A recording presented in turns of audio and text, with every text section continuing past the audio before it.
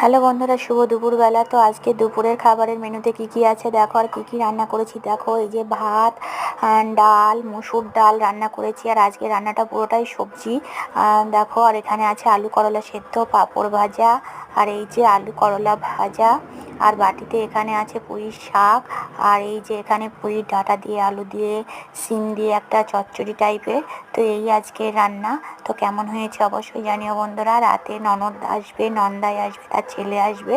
তো রাতে তোমাদের দাদাভাই চিকেন নিয়ে আসবে। তো রুটি আর চিকেন হবে, আর তার সাথে দই মিষ্টি তো থাকছেই। তো এই আজকে খাবারের মেনু। তো তোমরা কেমন হয়েছে জানিও। আর ভিডিওটি ভালো লাগলে অবশ্যই লাইক কমেন্ট শেয়ার করবে, আর আমার পাশে থাকবে। তো ধন্যবাদ বন্ধুরা, সবাই ভালো থেকো, সুস্থ থেকো, টাটা, বাই বাই।